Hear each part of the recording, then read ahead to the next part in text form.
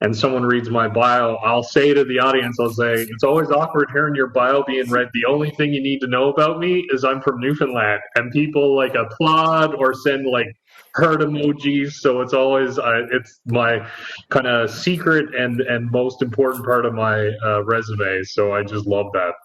Awesome. Awesome. Okay, so great. We'll just get started with a few of these questions. We'll start at the beginning. So, an important one, how did your childhood frame who you came to be today? Yeah, it was a large influence, and so I grew up in Mount Pearl. So went to Newtown Elementary, went to Mount Pearl Junior and Senior High. So if anyone out there who's familiar or may have been competitors of that space, then apologies on that side. And it did. It had a really big influence on me. I feel very privileged that growing up, my mom was a wonderful source of support. We had constant conversations about people and how I was feeling and just processing different relationships and situations. And so that was such a cool and invaluable experience for me, setting the stage. And one of the things I was most grateful for, and I shared this with her recently because I was reflecting on it, that like she really encouraged me to ask lots of questions. And that when I asked questions, they weren't met with, oh, just stop asking questions. Or so that curiosity gene was very much nurtured in my growing up and in my home. And as an executive coach and a keynote speaker, like a big part of my job as a coach is ask questions, ask probing questions. And I'm privileged to interview best-selling authors, TED speakers, CEOs of leading organizations. So that skill really was formulated when I was growing up. Learned a lot about the value of hard work from my dad, and he pushed me and really, made me focus on bringing my best to everything that I did. And I also have to say, like, my experience at MUN and growing up in Newfoundland in particular were very influential.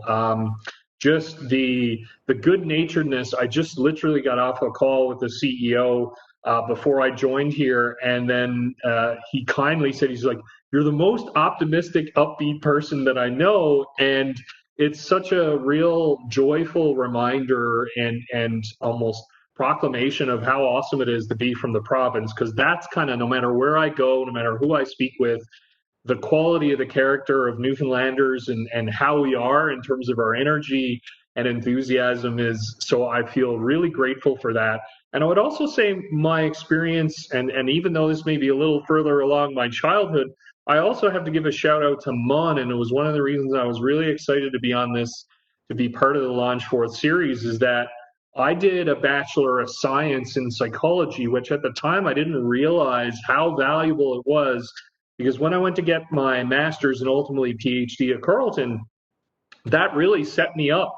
Another friend of mine, Sean Haley, who also went to MUN and is the chair of the neuroscience program now at Carleton, or was, we talked about how that was just a huge influence and a huge advantage, because when other people who came in with a BA and were trying to figure out how to write up experiments and things like that, we were already way along. So I also have to say, my MUN experience was awesome.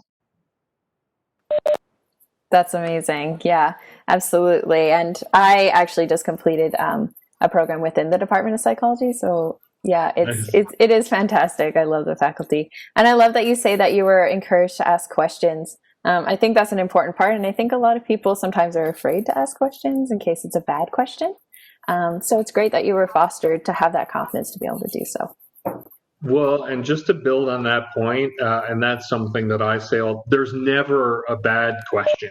And what I find in my experience, and this is what's really cool too, I feel so lucky that even in boardrooms, CEOs, very senior executives, like, chances are if you've got a question, someone else has it too. And just they hold themselves back because they're afraid. Maybe it's a bad question, and they're usually the most important questions we could possibly ask. So the more questions that we pose in our personal and professional lives, the better equipped we are for whatever journey we're on. So I'm a huge advocate of asking questions. That's excellent. That's excellent. Yeah, it's a fantastic skill to have, especially in the position that you're in. So that's excellent. And look where it's gotten you. Yeah. Yeah. So that's fantastic. Our next question here is just as a child, what did you want to be when you grew up?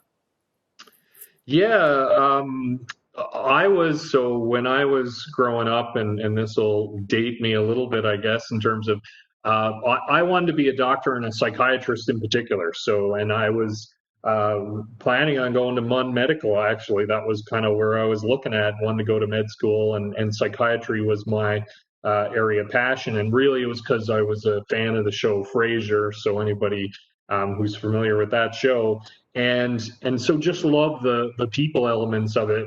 And then as I got into and learned more about the profession and that medically based approach to it, as invaluable as it is and as important as it was, I was kind of like, you know what, that's when I made the decision to pivot into the psychology side of things.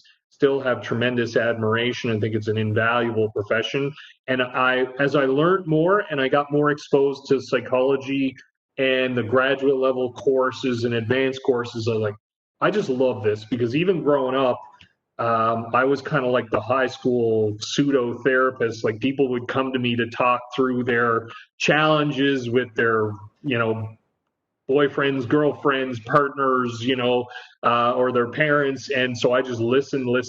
So I was like, you know what? I need to do more of this. And then when I came across a course actually at Munn on industrial psychology, and I was like, people have personalities, organizations have personalities. That's where I want to play. So that was a big influence for me. Absolutely. I love that you say you were the pseudo therapist for your school. Why do you think that was the case? Well, so it links back to something we talked about earlier. Is I asked lots of questions and I listened. Um, I wasn't interested in sharing my perspective on things, like, unless I was asked for it. I was fascinated by how two different people could view the exact same situation in very different ways. And so I feel, again, very fortunate that early on, by listening and asking questions, I learned a lot about human dynamics and how we think and how we approach things. And the way that I look at the world is almost guaranteed not to be the exact same way that you look at the world, Haley. And then our job is to figure out how we, maximize our shared understanding of what's going on. And so communication became so valuable. So I think it was asking questions and listening, and people would share a tremendous amount. And we all have a desire to be understood. And so I feel fortunate that, even though I was in that pseudo therapist role, it planted the seeds early on. Yeah, absolutely. I love that you said that two people can look at the same situation and see it completely differently. I think that's something that some people miss sometimes. So yeah, I love that you pointed it out. Well, and what's interesting, I mean, and I have these conversations all the time with CEOs and senior leaders, and one of the most transformative moments that they'll share with me is they'll say, when they realized how they look at the world is just theirs. Other people, because it's almost like, what? People don't see it the exact same way. And then what that does is lead to conflict, because then I'm going to look at it through my own lens. And then also, if you're not doing the same thing that I would expect you to do, then naturally I'm going to assign a negative motivation to it, which can be entirely not true. And so I think, again, by asking questions, being curious, it allows us to see there are many different ways to pass go. And there isn't a right way or a wrong way. And what's important is for each of us to find our own way in a way that's authentic and does minimal harm, no harm to the people around us. Yeah, absolutely. Absolutely. That's a really good mindset to have, I think, especially when you're working with people so often. Okay, fantastic. Next, this is a big question. What are some important points in your leadership journey? Wow. There were many. I have to say that, um, running for student council president was definitely one of them, and winning it. And in full transparency, my nickname in high school, and I hope this isn't being recorded, my nickname was Egg, and so it was Craig the Egg. And then so there's a whole series of mantras that people had, and it was fun. It was a wonderful opportunity to see how people can rally behind kind of just an idea. So those things, some of my favorites were vote for Egg, he won't crack under pressure. Vote for Egg or the yolk is on you. So we had a lot of fun with it, and it was really about kind of bringing energy. And one of the coolest things was we were able to actually bring in the Much Music video dance crew the first time they'd ever come to Newfoundland. And again, it just showed, it was so invigorating for me because just to get everyone behind a common cause and pull together. I was also the head of the Mountain Pearl baseball minor league program, so that was awesome from a leadership standpoint. And actually created the first house league tournament in the history of Mountain Pearl baseball. So rather than an all-star, we did it for all players for a weekend. And then again, it was just such a powerful experience for myself and all the coaches, where just the thanks we received from parents and how excited that kids that normally didn't have an opportunity to participate in these kinds of tournaments. So that was a huge leadership moment in terms of just, rallying people behind an idea, and again, going out and executing on that. I think as well, writing a book was a big moment for me. Sitting down and thinking about, so what are some of the key leadership lessons, observations that I want to be able to share with the world, and being able to speak with people that I admire every single day. I feel so fortunate to be able to do that. And I think the other element as well is starting my own firm several years ago, even a lot earlier than I anticipated. I kind of thought this would be more about in the twilight of my career, even though gray hair, people may ask, well, aren't you at the twilight? But it was, much earlier than I had anticipated. And there was, it was a challenging decision at the time to do it. And really, I leaned into that with all that I had, and thrilled that I did it. Absolutely. And I'm glad that you mentioned some moments early on. Like you mentioned the student council or the was it baseball? Sorry. Yeah, baseball. Yeah. Okay. Those are great things that you mentioned, because they weren't, only just your professional career when it was already done. It was way back. Yeah. So that's good. Yeah. And I think what's really interesting to me is that every day we have the opportunity to make a difference. And every day we have an opportunity to think about who are we, what's most important to us, and how do I want to show up in the world. And I also think we have an opportunity to experiment. And every decision we make, every activity we choose to do and not to do, that impacts who we're going to become. And so I think it was really cool to be able to just play with that and embrace it and learn from it. And I think all of us can almost go into the future, right? Like too far away. And there's so many beautiful opportunities in the now. And then look at, so how can I use what I'm doing today to serve where I want to be in the future? So absolutely, I see every step along the way being influential in terms of where I currently sit. Absolutely. Absolutely. And that's a fantastic point to make, that what you do now, it can build you and open doors that you don't even know are there. So it's really great. For sure. Yeah, absolutely. And also we are recording, so we got that Craig the Egg, and I'm so happy about it. Yeah, exactly. I was like, I constantly preach about transparency. So I thought, all right, so here we are. Transparency and vulnerability are important. So here you go. I love it. I absolutely love it. You know me on a different level now. Yes, absolutely. Yeah, that's too funny. I absolutely, but it got you. It won. So what can you say? It's perfect.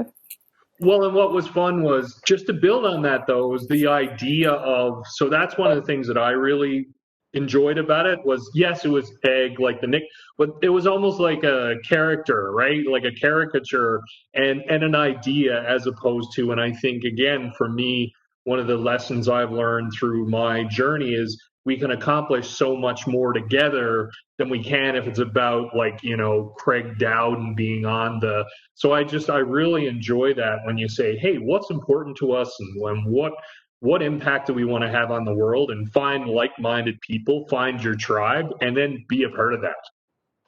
Absolutely. Absolutely. Great point. Our next question, also kind of a big one, is what does leadership mean to you? Wow. Yeah, that's a huge one. I mean, I think for me, leadership first and foremost is about being of service to others. It's an incredibly privileged opportunity and responsibility to be leading, because essentially you're being entrusted to take the organization, take the association you're a part of into the future. And so I think that is a huge responsibility. And the other piece, I think it's about doing what's right for every single person that's connected to that group. And so, from a professional standing, it can be employees, it can be customers, it can be shareholders, it can be the community. And I think leadership, the best leaders are able to integrate all of those diverse perspectives, sit with them in an empathetic way, and then do what's right, make the appropriate decision that best serves each of those stakeholders. And sometimes one stakeholder group gets more attention than others, et cetera, et cetera. Yet you continually look to say, how do I best serve the collective?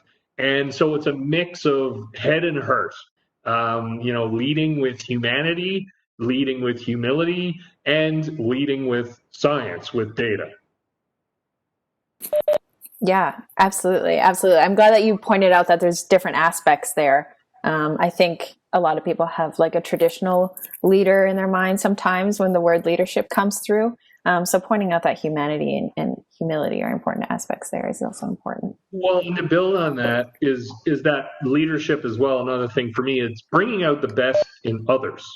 Like, so when I'm in a leadership role, it's not about how awesome I'm going to look. It's about how do I support everybody else? How do I bring the best out of, and then when everyone else around me is at their best, guess what? We're all doing awesome. So as a leader, then you can do more in that space than in any other way. And I think, unfortunately, again, we reverse it where the leader feels they need to have all the answers. The leader needs to feel that they're the smartest person in the room. The leader feels like, well, they know what decision needs to be made. And unfortunately, you see lots of data around this where that leads to disengaged, disempowered teams and people who aren't fulfilling their potential. And that's why, going back to what I was saying, leadership is such an incredible responsibility, because that is at its core, it's about everyone else. It's not about you. Yeah, absolutely. Absolutely. And I think sometimes that idea that you pointed out saying, leaders feel like they need to know all the answers and know the best decision to make in every moment. I think maybe sometimes that keeps some people from taking on those leadership roles because they feel like they don't know. Well, exactly. And again, I'll show my own orientation on this. The best leaders don't know. Like, I've been so fortunate to interview the top CEOs of global organizations. And they'll say, like, I want people who are way smarter than me reporting to me, because then I benefit from their collective intelligence. What my job is as a leader is to ask the right question so that we answer the right problem. Like, so, and again, we can be so busy doing, we rarely step back and ask questions and reflect on, so why are we doing this and what are we doing it for? And so the best leaders are the ones who, and I'm sure you've had that experience, right? There's a conversation, a whole bunch of people talking back and forth, and someone raises their hand and asks this question, and it's like a mic drop. Like, everyone stops talking, going, yeah, like, why are we doing this? And so to me, leadership is about asking questions. Absolutely. Absolutely. And those questions get conversations flowing, right? So that's really Right. important. Yeah, absolutely. Excellent. Our next question here is who's your leadership role model? Wow, there are so many. Because again, I've been so lucky to know so many and work with so many inspiring leaders. I would say for sure. I mean, I've learned, and I mentioned earlier. I mean, my mom is a very. I would say she's someone who, to me, is an inspirational leader. I mean, whenever it's funny when I'm home and I meet anybody who knows her, they cannot say enough positive things about her. So it's really cool to, be have been influenced and model those behaviors as best I can, and see those real impacts, right? The human impacts that you're talking about. I would also say, I mean, again, I will not be able to touch on all of them. I mean, Marshall Goldsmith is someone, he's the top rated executive coach in the world, multiple years running. He just has this amazing focus on delivering value and putting ego aside and looking to serve and to bringing in that humanistic approach to leadership. And one of the things I love about him, and it's actually inspired me in my own practice, he has in his executive coaching practice 100% at risk fee. So you pay him to coach you a lot of money. And then if you're not satisfied, he walks away because his belief is if I didn't add value, I shouldn't charge you for this. And I actually have a 50% at risk in my own coach, and my desire is to go to 100%. And I just think that's an amazing philosophy and an approach. So, I'm constantly, and I had the privilege to speak with him multiple times. So he's someone, and a lot of, I would say, just thought leaders in the space of evidence-based practice, like a Daniel Pink, like an Adam Grant, just people who are all around the message of how can we do good, and then rely on the science, like what can we learn from data and research to better inform who we are and how we show up in the world. So um, it's a tough one for me. I'm like, how long do you have? Absolutely, absolutely. I mean, there's tons of people out there who are doing fantastic work. So it's hard to choose down a few. Absolutely. But I think that one example that you had with the 100% at risk fee or whichever, that's a really good example because it's almost like it's integrity or leading by example in that case. So that's an excellent example. Exactly. And if you're going to invest in a service or a product, I mean, and that's what inspired me, right? I was thinking, wow, like what better way to show your confidence in what you're doing and also to ensure that you're not setting someone else up, right? Like, because if they're going to invest the time and the money into this, well, you want them to get value. And if they don't, why should I take money for that fact? And I agree with you. And that was the thing that really struck me, like a tremendous, and it's not just speaking with integrity, it's living with integrity. So it's putting, your money where your mouth is. So it's one of the things that I was really struck by. Yeah, absolutely. Those actions really speak louder than words. Total Absolutely. typical sentence, but it just is true. So That's right. Yeah, exactly. okay, fantastic. Yeah, those are some great examples. Thank you for sharing that. So our next question here is, what is the best piece of advice that someone has given you? Okay, so again, way too much. I'll share some of my favorites, some of my favorite quotes, I guess, and again, I've had the privilege of speaking with some amazing people. Um, Recently, I just spoke before I joined you on this webinar today, Haley. I spoke with Dr. Ed Hess. He's a best-selling author. He wrote Humility is the New Smart. His latest book is Hyper Learning. I could not recommend it more to people. It's really about how we all need to learn to become hyper learners to adapt to the speed of change in our current environment. And he had a great, as an author, I have kind of author envy on this. He said, the old smart is the new stupid. So I love that.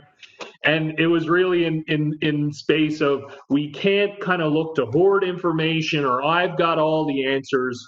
We've got to be more collaborative and leave our ego at the door. Another great piece of advice, Jim Whitehurst, CEO of Red Hat, and now he's the president and CEO of IBM.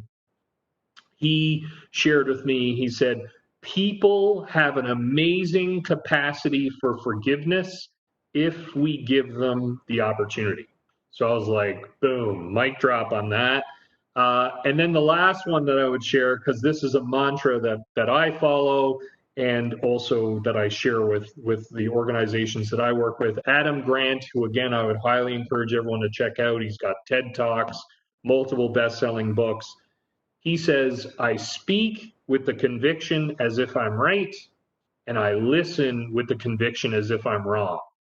And I love that. I'm just like, that is awesome, because sometimes people can think, and we talked about humility, that we can, a lot of times, unfortunately, it's misrepresented as weakness and that people are going to take advantage. And what I love is that Adam's mantra perfectly encapsulate what humility is. I can passionately forward the ideas I believe in, and then I can step back and listen equally as passionately that I may be totally off base on this. That's humility. It's that I can be confident in what I believe and then confident that I'm wrong. And I just love the intersection there. So I would say there are three things for me. I'm sure there are more that I'm forgetting, but they're certainly my favorite. Yeah, absolutely. Those are fantastic. That last one, I really do love, I have to say, being able to take that step back and listen to what's around you and learn, really, because it's always learning. Yeah, and maybe one more, if I'm allowed to have a fourth, I guess, while I'm at it, because this is one that I talk a lot about in workshops that I do, and that's the importance of breaking the golden rule. Like, a lot of people live their lives following the golden rule. And then whenever I speak about this to audiences anywhere, it's a shock, right? Well, how can you break the golden rule? Because when you survey people around the world, they say, well, I follow the golden rule, which is treat other people the way you wish to be treated. Unfortunately, the major challenge with that is when I treat someone the way I want to be treated, I'm discounting and even dismissing their own uniqueness. So then I'm just bringing my own biases, my own experiences, my own wants to the table. And that may not be, again, and that can create a lot of conflict. And what's interesting to me is that, and then we're frustrated that the other person isn't reacting well to what it's like, look at this awesome gift I'm giving them.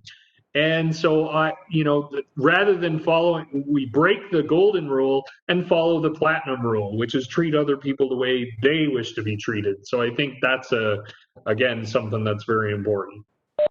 Yeah, absolutely. And I think that plays back to what you were saying earlier, and that just bringing to awareness that not everybody sees the same situation in the same way. So everybody has those different experiences, which definitely influence how, they want to operate within the world and be treated by others. Yeah, and one of my favorite examples of that, right, is I'll share, I'll say, so, think of a romantic relationship, right? And one person loves surprises and the other person hates them. Guess what the person who loves surprises try to do to the person who hates them? Surprise them, right? And then how does that work out? Not well. And then the person's, and they're like, not to be outdone, they keep surprising and surprise, and it lends to the same result.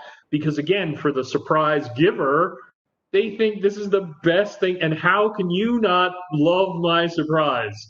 And again, it's because we have this psychological hurdle around getting into someone's space and going, oh yeah, they may not like surprises for a reason. And, and now, hey, you've got the ultimate surprise. You're now single. So maybe dating advice as well. And Absolutely. Absolutely. Yeah, no, that's an excellent point and a really good example. I think that many people can relate to. We actually have a question that came in from our audience here. If you don't mind answering it. They say, does the corporate culture define leadership styles, or do leadership styles define corporate culture? What trumps? Yeah, awesome. Yeah, I mean, I think that the leadership styles um, really define the culture. There's a great expression, culture eats strategy for breakfast. And where does the culture come from? It comes from the leaders. There's a lot of organizations that'll put their core values on the wall or their culture, like what their cultural values are. And then you interview employees in that organization. And I do it all the time. And they'll say, we do not follow, you go into any of our meetings and all the things, integrity, respect, we don't follow any of those things. And so the leaders in the organization really set the tone, the cultural tone, and it doesn't come from words, and it's a fabulous question. It comes from behaviors. And then what happens is, and the research is very clear as well, people look up in an organization to figure out how they're supposed to behave. So as soon as the leaders act counter to what their cultural values are or what cultural they say is important, well, guess what? Everyone's going to go, well, if I want to get up to their level, this is what I want to do. Or if I want to ensure I stay here long term, I'm going to follow their lead. So leadership behaviors are essential. And this is where, in the work that I do as well, spend a lot of time with leadership teams saying, so what kind of culture do you want to create and what behaviors support that culture? And let's get alignment around the table in terms of how we're going to live those values. Absolutely. Absolutely. Great points there. Thank you for sharing that. So next, our question is, what is one piece of advice that you would give to somebody else? Wow, this is one piece. I may squeeze two in there, so maybe this is a pattern. My takeaway from this is when you're asked for one, you stick with one. I think there are two, and I'll argue they're interrelated. Number one is to treat your life. I love that there's a tail that flips around. It's fantastic. It's adding in. This is the ultimate kind of COVID-19 experience. Is to treat your life like an experiment. We all have beliefs. We all have ideas about how the world works or should work. And what we need to do is consistently go out and test those ideas. Be open to learning, unlearning, and relearning. So the beliefs that I have are just hypotheses that I'm going to use to orient myself today to the world, and then I may have to change them up tomorrow. Things are changing so quickly, we've got to be open. So almost like every day, treat your life like a science experiment. With people, with your decisions, track your data, see how it works out, experiment with different things, and figure out what works and doesn't work for you. That's a uniquely personal journey. So that's one. And the other one is that I would say figure out what's most important in your life. Like, what are the things that drive you? What are your passions, your talents, your strengths? And then pursue them with everything that you have. And unfortunately, too often, and I appreciate it, there is value in reaching out to other people, asking for their opinion and insight. That can be useful in terms of getting different information. Here's where it can be a challenge or a problem is that we treat that advice as gospel. And unfortunately, in my experience, what I find is people who give advice, what they're basically doing is telling you to do everything that they did. And it may not necessarily be in your best interest, Haley. So I take where I am, and it's funny. I was, I have students reach out to me, and they'll ask for my advice, and then I'll just ask some questions. And then, I had someone who just said, "Hey, I was, exploring this, and one person told me to get an MBA, and someone else told me to go work at Deloitte." And then I was like, "So who was the person who said to go get an MBA?" They're like, "The person who got an MBA." And I was like, "What about the person who said go to," well, they're currently a senior executive. Surprise, surprise. So remember that we all have biases. So gather the information you need and then go out and do what feels right. Our lives are our own. Pursue what's important to you and the impact you want to have and figure out how to make it work and have faith.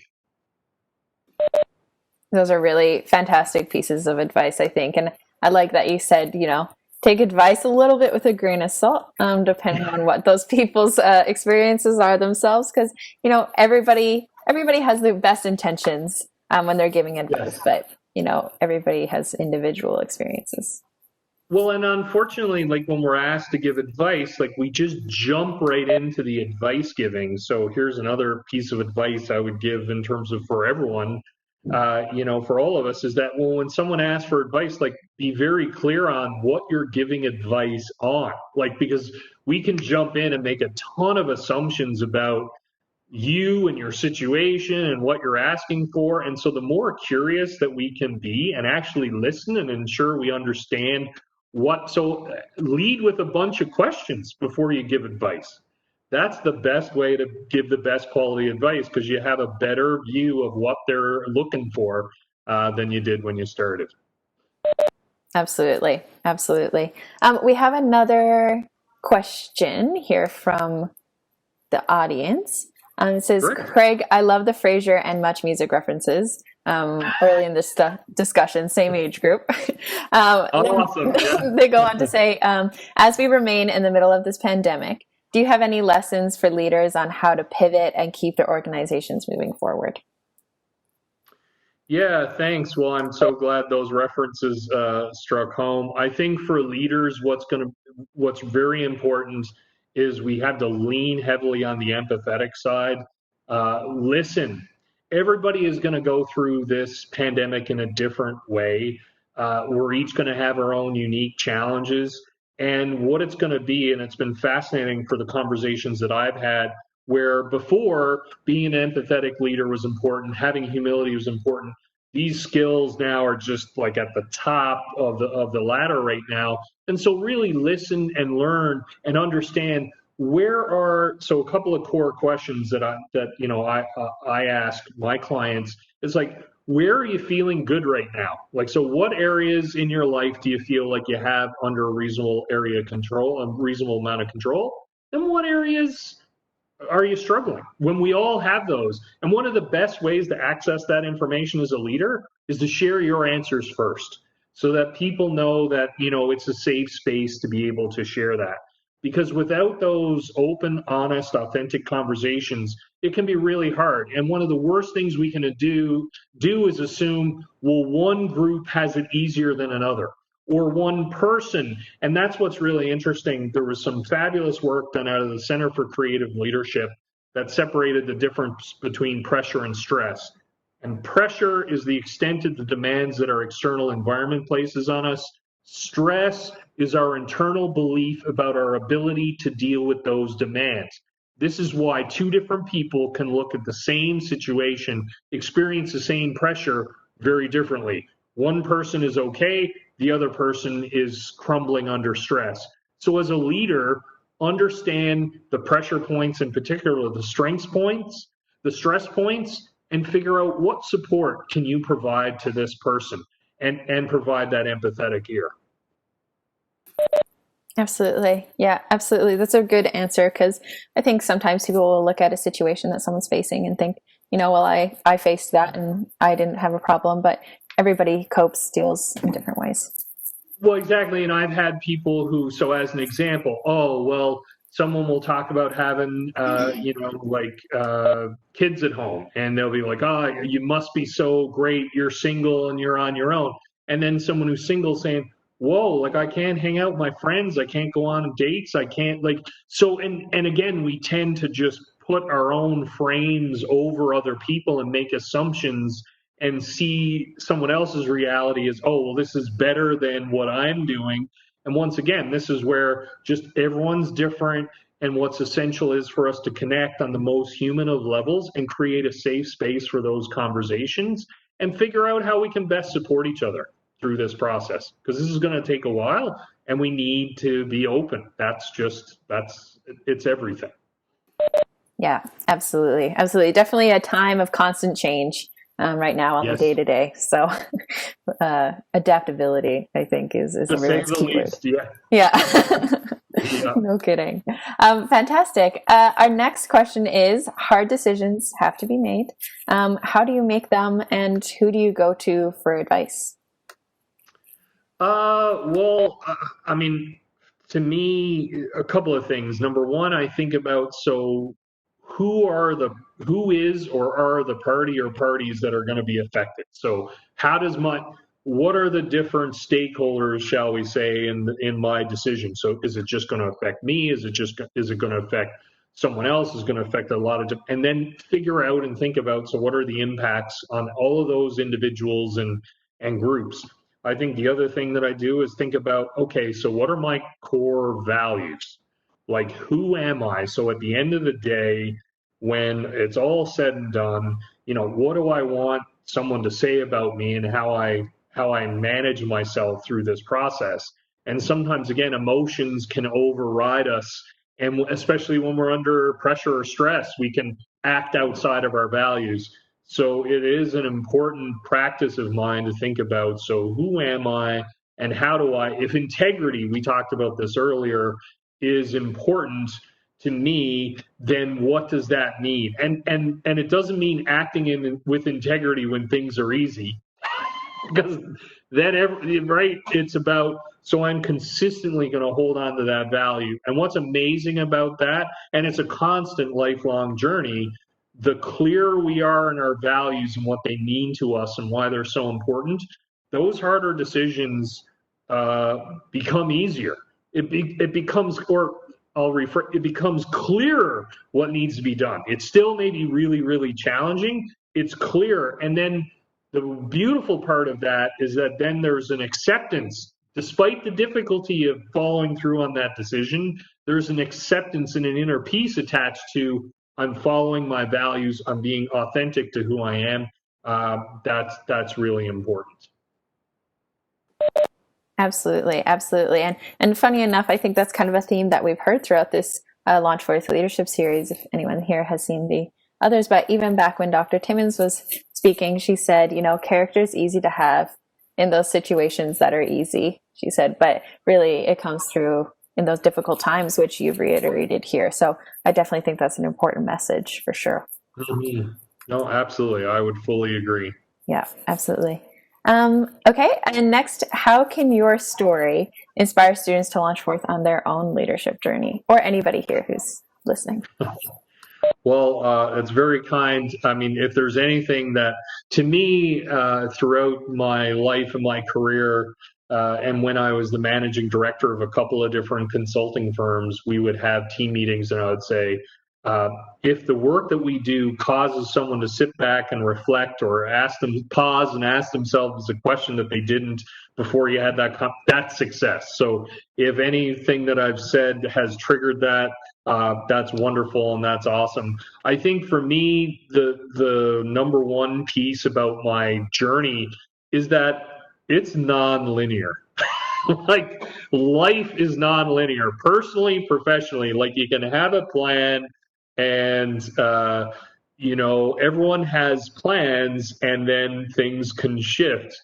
And so I think what's really key is, I started out, as I said, so growing up, I wanted to be a psychiatrist. And so I literally, I was planning to go to med school. I had written the MCAT. I did all the preparation. And then as I got to that timeline, I was like, no. And then I actually pivoted, and so I got into my MA PhD at Carleton. I literally faxed in my application for grad school at about 11:50 p.m. the night it was due. Like, I had to beg the graduate assistant, be like, please, it's still time stamped, right? And I had a bit extra time, being in Newfoundland, to be able to do that. And then started my journey. Then I was doing an MA in forensics. So criminal justice psych. I was like, okay, I'm going to be a profiler. And I did my MA. I wrote up a bunch of scientific papers. If anyone goes 4 or 5 pages deep on my Google, they'll find I've got about 15 to 20 academic articles in journals, like the Canadian Journal of Criminology and other ones, and where I wrote up the research that I did. And then 2 years into my PhD, I was like, this just isn't, it's a great intellectual exercise. I'm enjoying the learning, but I really wanted to practice what I was studying. So I, again, learned more about organizational psychology, consulting psych, and I pivoted 2 years into my PhD to have a whole new supervisor and and then partnered with the business school. And people were going, what are you doing? Like, you've got all these publications, you're on this tenure track, you probably will get a tenure track position and all. And I was like, no. And then I went out and I did my PhD there, and then joined a consulting organization, as managing director, and I was on that path. And then, hey, I'm doing my own thing. So it's to think that it's nice to have a plan. It's not to say, hey, just kind of, walk out. Plans are useful guides, or have a common thread you want to look at. There are going to be lots of kind of stops and starts and ups and downs. And the key thing is the trend continuing upwards. And just because you hit, you run into a wall, that's not the end of the world. So, really be open to the journey, enjoy the journey. I think that's the most essential thing and be open to what your heart, your mind, your soul is speaking to you, and figure out ways to make it happen. And it doesn't have to be tomorrow. You can literally start the plan and say, hey, okay, I want to pivot industry. Okay, what do I need to do to get over there? Very little in life is permanent. So that to me would be, it's your journey. Make the most of it. Make it your own, and be proud of the steps that you take, even when they're unexpected. Sometimes they're the biggest delights. The fact that I started my consulting firm way earlier than I dreamed. I've now been able to interview top CEOs and TED speakers. I speak to people that I only dreamed of having conversations with. And that wasn't because there was this linear path that got me there. Absolutely. Absolutely. I think, that's absolutely an important point to make, because I think a lot of people do face that. But maybe it's just not the message that a lot of people hear. So I think it's important to know that that's normal and okay, not to go straight for it. Most careers, throughout my career, whenever I talk to people, their careers are jagged and topsy-turvy, and we like to think, well, it's this kind of procession of events, and almost like personal life, right? Like go to school, go to MUN, get married, have kids, have a dog or cat or whatever you prefer, in a home, and if you're not on that and it doesn't proceed in that order, like there's chaos, and again, that's where we can fall into traps, because what we're doing is following a predetermined algorithm. And that's great. If that's meaningful and rewarding, fantastic. There are lots of ways to have a meaningful life, a productive life, an engaging life, and make the best life possible for us. And at the end of the day, and surround yourself with people who you love and care about, and who believe in and support you in similar things, right? That to me is the secret of awesomeness. Absolutely. Absolutely. That's a really good point. So if anybody here, and I forgot to mention this earlier, so I apologize. If anybody here has any more questions, feel free to put them in the chat.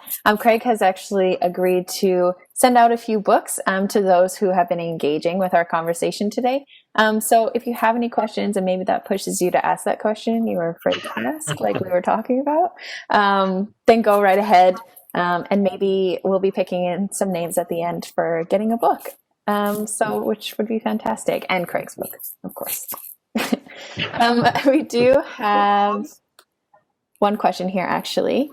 Can you learn leadership skills, more specifically the soft skills, empathy, and other EQ core skills? Okay, so I'm going to big high five on that. Whoever you are, awesome. Starbucks card. I hope you get a copy of the book. So the short answer is yes, absolutely. All of these skills are learnable. And so I kind of call it the holy trinity of behavioral change. So we need to be aware there's a gap, we need to be motivated to fill it, and then we have to build the competence to be able to do it. And so many of us have an awareness gap about where we need to grow and develop. Some of us have a motivational gap in terms of, being committed to making the change. The competence part, that's where you can go out, you can take courses, you can read books, you can ask people around you who you think are expert. There was a fabulous study done by Dr. Helen Reese. I interviewed her several years ago on empathy and empathy training in physicians. She found pre-post, before assessed empathy, and after training assessed empathy, scores went up significantly and they were sustained over a long period. Self-awareness we can learn, humility we can learn, all being respectful we can learn, all of those soft skills. And it's interesting, they are the hardest to develop because of all the biases and the challenges and the emotional management that comes with it. It's easier to find smart people. It's challenging to find those with the EQ, because just because you have the right answer doesn't mean people are going to follow you. So all of those soft skills, certainly both now and increasingly in the future, are going to be essential. All the data shows that this is what we're going to, I mentioned Ed Hess earlier, and he wrote Humility is the New Smart. The subtext of his book is Rethinking Human Excellence in the Smart Machine Age. He said what we need to do to be competitive in the future is to be able to do the things that computers cannot. Computers, we will always lose all day, every day on the IQ side of the equation. Computers can outsmart us, outthink us, outstore us. It's got all of that data. Now, what competitive advantage that we have? This, our ability to communicate, our ability to bring together disparate ideas, ways of presenting the data that can be more or less persuasive. And so what we really need is lean into our humanity, as it seems like the corporate environment is leaning out. But that's our ultimate advantage. So thanks for giving me the chance to be able to answer that question. Yeah, absolutely. Fantastic question. And I know we're a few minutes over time, so thank you for those for sticking with us, and thank you, Craig, for sticking around. But yeah, does anybody else have any questions? Feel free to put them here in the chat.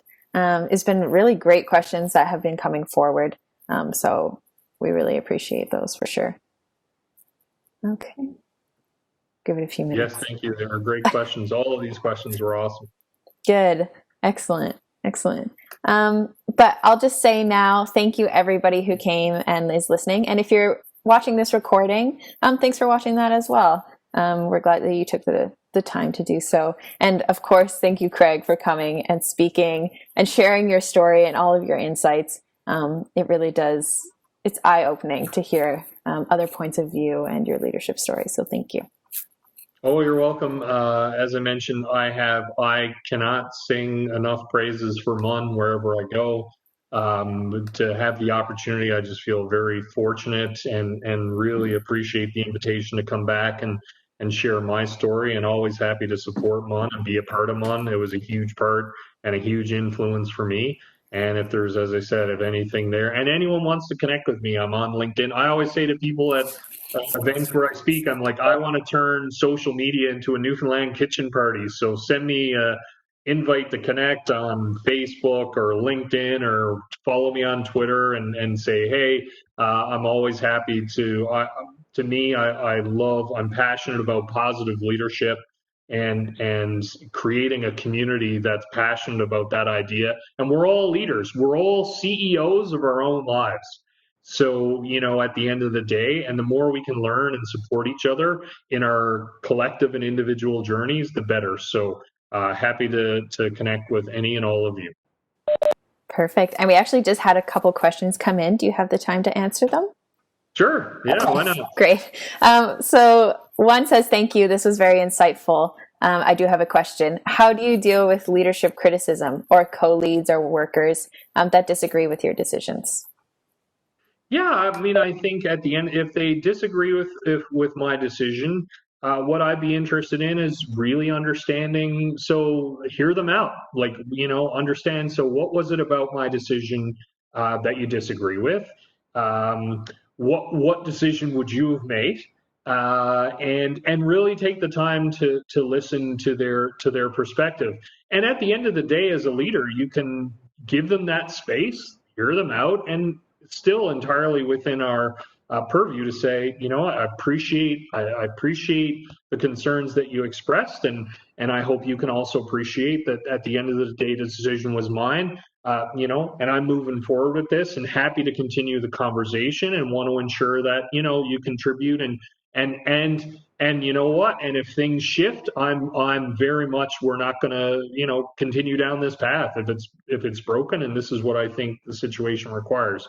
So again, creating an opportunity to listen, to learn, and to me, another question I would ask if people did disagree with my decision, a reflection question would be, to what extent did I engage people in the decision before I made it? And then really be honest about how much consultation did I do? And also, how well did I communicate the reason behind the decision? Because sometimes in my experience, decisions are made and communicated, and the why behind them is lacking, which then drives the disagreement and the kind of pushback. So there are different tips and strategies that I would suggest. Excellent. Yeah, comes communication at the end of the day. Yep. Right? Yeah, absolutely. And we have one more. Adam Grant is fantastic, they say. And I listen to his podcast all the time. Do you have a favorite episode or TED Talk that he's done? Oh, I think, almost everything that Adam touches is gold. So the mantra that he shared is certainly the top, for me. I just think it's so powerful.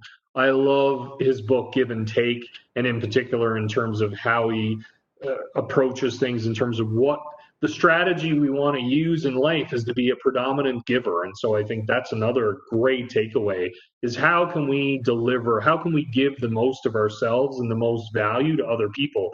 And then another great point that he's made is in terms of, and then if people take advantage of you and continue, then you set barriers around that. So you're not like an endless giver. It's almost strategic giving in terms of, so do it always. And then if people aren't in the same tribe, then adjust your strategy accordingly. But I love Adam. I feel very blessed that he endorsed my book.